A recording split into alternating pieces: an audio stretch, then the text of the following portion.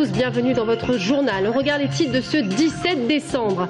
François Hollande à Château-Renaud. Aujourd'hui, le président de la République s'est rendu sur le site de l'entreprise Radial en compagnie de Marisol Touraine et d'Arnaud Montebourg. On y revient dans quelques secondes. À Montoire-sur-le-Loir, une mère de famille tuée dans l'effondrement de sa maison. Le cauchemar dans cette petite commune. Le but de Kouakou, un but controversé du Tour FC. C'était ce week-end. Les hommes de Bernard Blacard ont fait match nul contre Arles-Avignon. On revient sur cette rencontre à la fin de ce journal. Bonsoir. François Hollande relance son blason. Aujourd'hui, après l'échec du gouvernement à Florange, le président de la République renoue le dialogue social avec la classe populaire. En visite à Château-Renaud aujourd'hui, il s'est rendu sur le site de Radial, une entreprise de 2500 salariés. L'occasion pour lui de rappeler l'essentiel de son pacte de compétitivité à Château-Renaud. Donc nous verrons tout cela dans notre seconde édition. Amer, hier soir, dans le Loir-et-Cher, un incendie spectaculaire et particulièrement violent a coûté la vie à un homme de 67 ans. Son corps a été retrouvé et calciné par les pompiers de Mer et de Muide. L'origine de l'incendie reste encore inconnue. Une enquête a été ouverte par la gendarmerie. Le cauchemar d'une famille hier à Montoire-sur-le-Loir. Une femme de 49 ans a trouvé la mort dans l'effondrement de sa maison. Une douzaine de tonnes de rochers qui s'est abattue sur le toit de leur maison. Après 3 heures d'intervention, les secours ont retrouvé le corps de la mère de famille dans les décombres. Le récit de Pauline Lefrançois. La toiture à terre, des tas de briques au sol, c'est tout ce qu'il reste de la maison de la famille de Rouen.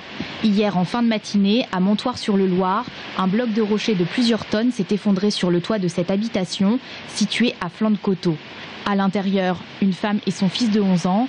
Le garçon arrive à s'échapper, mais sa mère, qui se trouvait dans la cuisine, est prise au piège. Elle a été retrouvée morte. Les gendarmes, les pompiers sont arrivés très vite. Des secours importants, des moyens importants ont été déployés. Après dégagement des gravats, nous l'avons trouvé écrasé sous l'éboulement. Ce matin, le quartier était sous le choc.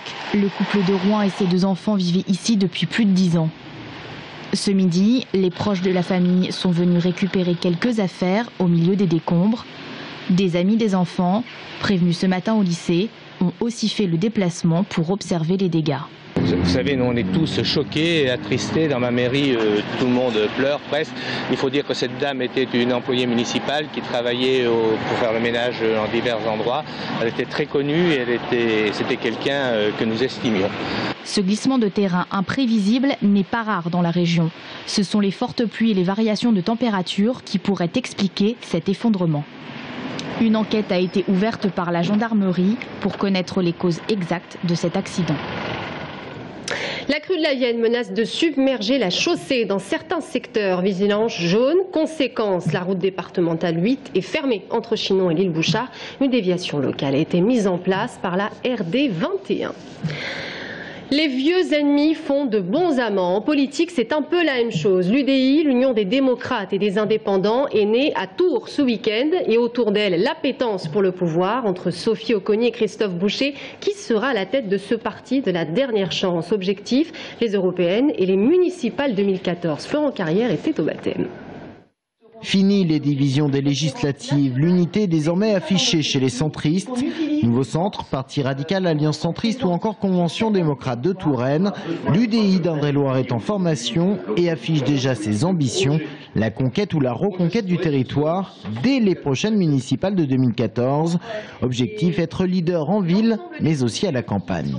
Nous sommes en Indre-et-Loire dans une terre centriste. On le sait, certes centriste modéré et souvent de droite dans toutes les composantes urbaines et les composantes rurales du département. Partir à la reconquête sur des listes indépendantes ou sur des listes partenaires avec l'UMP. Oui, il y aura une liste UDI à Tours aux prochaines élections municipales. À Tours, pour les centristes, la page Guillaume Pelletier semble donc être tournée. 2013 devra cependant le confirmer.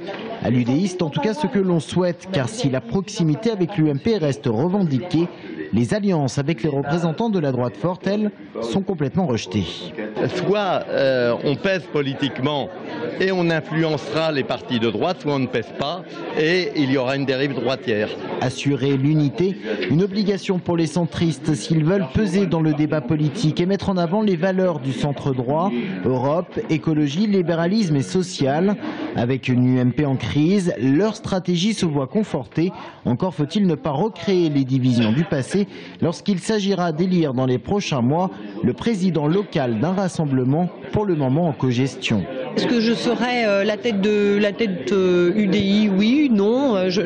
On n'en est pas là. Je crois que voilà, on est en train de construire et à chaque jour suffit sa peine. Cette coordination, elle est extrêmement provisoire puisque elle doit agir pendant les 2 prochains mois, janvier et février. Enfin, décembre c'est terminé, janvier et février, pour préparer le bureau et pour préparer les élections qui vont venir. Des élections internes qui devraient intervenir en mars prochain. Et on en reparle justement avec notre invité de la rédaction ce soir qui est Pierre Commandeur, président du Modem d'Indre-et-Loire.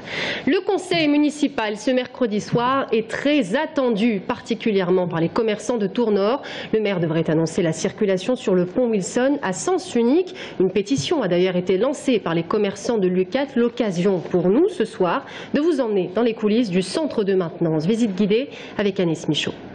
5 hectares dont 6500 m² couverts pour accueillir, entretenir et réparer les 21 rames de tramway. Le centre d'exploitation et de maintenance de Tours a des dimensions impressionnantes, adaptées à la longueur des rames. 44 mètres ici contre une trentaine dans la plupart des autres villes. Véritable centre névralgique du réseau, il possède sa propre tour de contrôle. Donc au niveau de l'exploitation, il y a la fonction régulation de la ligne de tramway. Donc on va avoir un PCC, poste de commande centralisé. Donc dans ce PCC, on fait vraiment de l'exploitation au jour le jour. Les régulateurs vont réguler le flux des tramways et en plus ceux des bus. Outre la régulation du flux et l'information voyageurs, le centre s'occupe de la maintenance sous toutes ses formes, entretien des infrastructures type rails et stations, mais aussi bien sûr du matériel roulant. Toute l'année, les ouvriers de maintenance seront chargés de changer des ampoules, réparer des rames endommagées ou encore faire le plein de fluides, dont un plutôt surprenant, le sable. On n'a rien trouvé de mieux depuis qu'on fait du ferroviaire. Pour améliorer l'adhérence en freinage ou en traction, eh bien on met du sable sur le rail pour que la roue en fer qui va être sur le rail en fer puisse avoir beaucoup d'adhérence. Et le freinage est d'ailleurs une des particularités du tramway de Tours qui va se doter d'un système innovant. En fait, lorsque le tramway freine, il redistribue, enfin il fait remonter de l'énergie dans la ligne aérienne de contact. Et donc cette énergie, plutôt que d'être perdue, en fait on va la récupérer et on va la stocker. De façon à ce que lorsqu'un tramway va demander de l'énergie, on va pouvoir la redistribuer. L'ensemble du dispositif tramway consommera 9 millions de kilowatts par an. Ce système permettra quant à lui d'en produire 600 000. Par ailleurs, 1500 m² de panneaux photovoltaïques ont été installés sur le toit du centre d'exploitation et de maintenance. Une énergie qui sera revendue à EDF pour 35 000 € par an. Et puis ne ratez pas notre émission spéciale autour du tram jeudi soir à 19h15. Au sommaire, le point sur le chantier, les coulisses des essais, puis la visite des quartiers redessinés par le tracé du tram. Voilà donc autour du tram jeudi soir à 19h15 sur TV Tours Val-de-Loire.